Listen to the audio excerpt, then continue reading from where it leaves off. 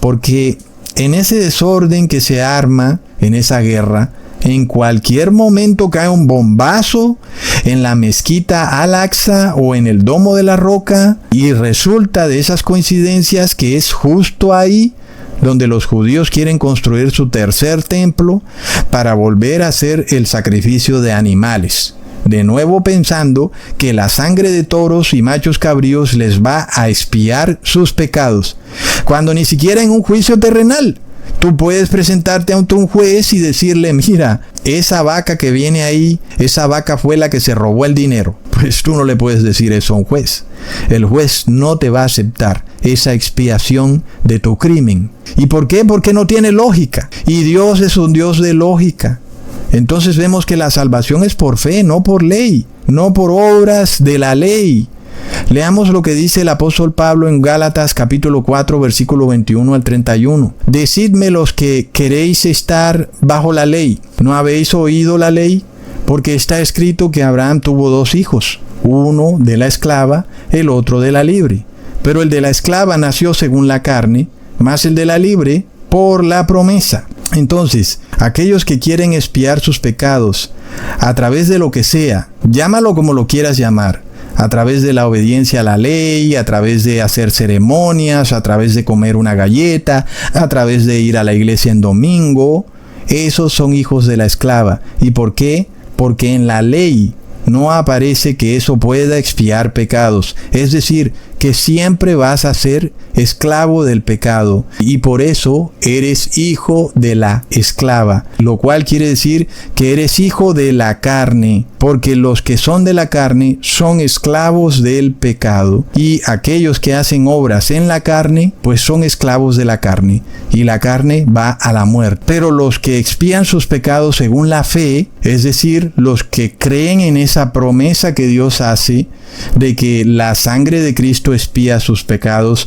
porque es una promesa, hermanos, porque a la final no es algo que podamos ver, no tenemos como un documento o algo físico que nosotros pudiéramos decir: es que ya yo estoy liberado de la muerte. No, tenemos que ejercer la fe, y esa manera de ejercer la fe es la que nos libera del pecado. Entonces por eso se dice que somos de la promesa, y los que son de la promesa están en el espíritu, no en la carne.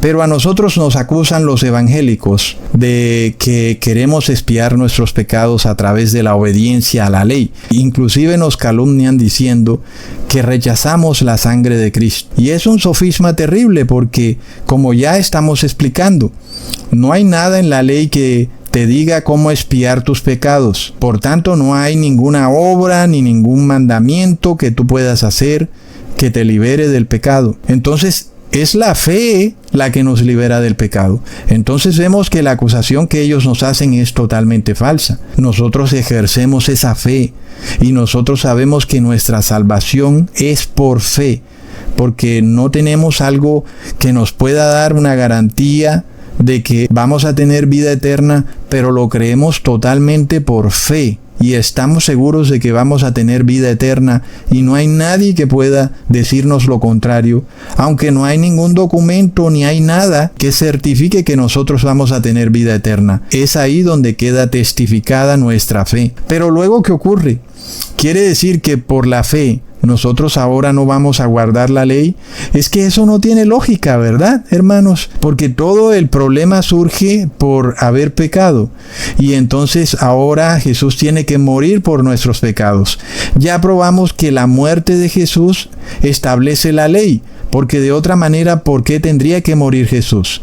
Es que si nosotros estamos ante un juicio y la ley es abolida, pues entonces, ¿para qué vendría alguien a entregarse por nosotros en ese juicio? Volvamos al tema del familiar. ¿Para qué nuestro familiar tendría que venir a decir: no, yo soy culpable, él no hizo nada, a mí es al que me tienen que meter preso? Pues ¿para qué si la ley ya fue abolida? Eso no tiene ningún sentido. Ahora, tampoco tendría sentido alguno si a nuestro familiar lo meten preso 7 años y luego al ratico nosotros volvemos y robamos y entonces ahora nos meten a nosotros presos también 7 años. Y entonces nuestro familiar no puede ya volver a salirse de la cárcel para volver a presentarse como el culpable de ese delito porque ya el juicio se dio. Entonces, claro que por medio de la fe se establece la ley, no se anula la ley. Y eso es lo que dice el apóstol Pablo en Romanos capítulo 3, versículo 27. ¿En dónde pues está la jactancia? Queda excluida. ¿Por cuál ley? ¿Por la de las obras? No, sino por la ley de la fe. Está muy claro, hermanos, y las mismas religiones cristianas son una prueba de esto. En pleno siglo XXI podemos ver que la Iglesia Católica con sus 2000 años de prédica ha fallado en su intento por liberar al ser humano del pecado. Es decir, que no ha podido traer la justificación a través de las obras. El judaísmo también ha fallado, que es una religión que pretende traerle la salvación al ser humano a través de las obras, que son sus rituales ceremoniales en su templo judío. Entonces, la misma historia de estas iglesias anula esa jactancia de la que tal vez el ser humano pudiera llenarse, es decir, ese orgullo de decir que el ser humano es capaz de expiarse sus propios pecados a través de obras, sean ceremonias o cualquier acto que haga el ser humano para que expíe sus pecados. Y por tanto vemos que en la sociedad el ser humano no ha podido restaurar la moralidad y antes, por el contrario, la sociedad todos los días está más y más desmoralizada. Entonces, en pleno siglo XXI podemos constatar que el camino para la liberación del ser humano del pecado no es a través de las obras, sino que es a través de la fe. Y por eso nadie puede jactarse, nadie puede enorgullecerse de ser capaz de liberarse del pecado, porque nadie puede. Solo Jesús puede liberarte del pecado. Entonces, ¿cómo logramos esa liberación que Jesús nos hace del pecado? Si no hay ninguna obra que nos libere del pecado, pues es a través de la fe que tenemos en la sangre de Jesús, en que su muerte en el madero nos limpia de pecado y nos redime como nuevos seres humanos que ahora están libres del pecado y ya no están en pecado. Y ahora alguien se preguntará, ok, pero ¿cómo podemos lograrlo entonces? Pues lo logramos a través de la oración, cuando le pedimos a Dios fervientemente que nos libere del pecado. Apuesto que esa es una oración que nunca habías hecho, una oración fuerte, continua, persistente, en donde tú le pides a Dios que te dé la victoria sobre el pecado. Porque la mayoría de seres humanos le piden a Dios un empleo, le piden a Dios dinero o que les vaya bien en un negocio, o le piden que se puedan casar con alguien, pero muy pocos le piden que Dios les dé la victoria sobre el pecado, es decir, que sean realmente liberados del pecado.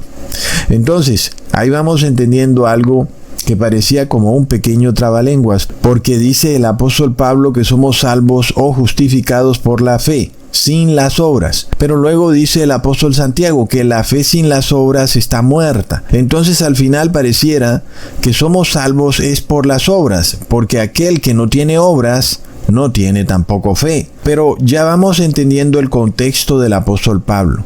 Ahora vamos a mirar el contexto del apóstol Santiago.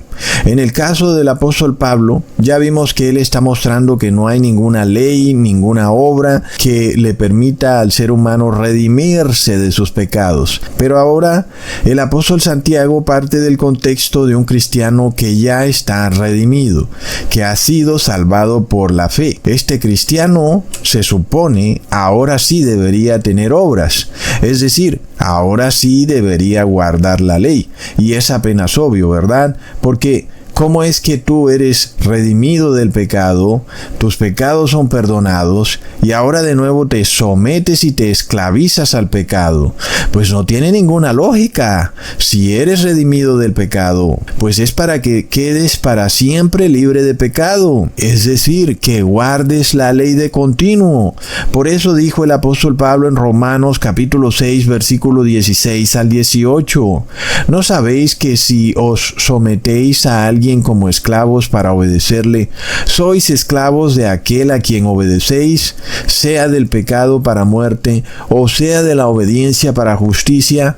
Pero gracias a Dios que aunque erais esclavos del pecado, habéis obedecido de corazón a aquella forma de doctrina a la cual fuisteis entregados, y libertados del pecado, vinisteis a ser siervos de la justicia. Ya podemos entender mejor todas estas frases del apóstol Pablo.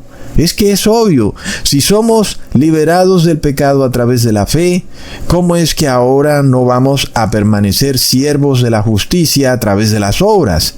Porque ahora hacemos obras de justicia, guardamos la ley, porque somos ahora esclavos de la justicia.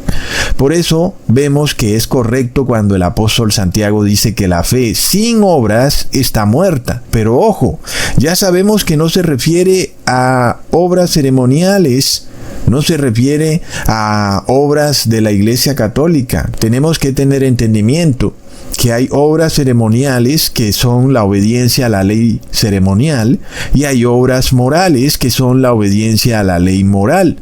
Entonces ya vimos que la ley ceremonial no agrada a Dios, es decir, lo leímos con total claridad, que Dios no quiere los sacrificios, ni la sangre de toros, de machos cabríos, ni las fiestas.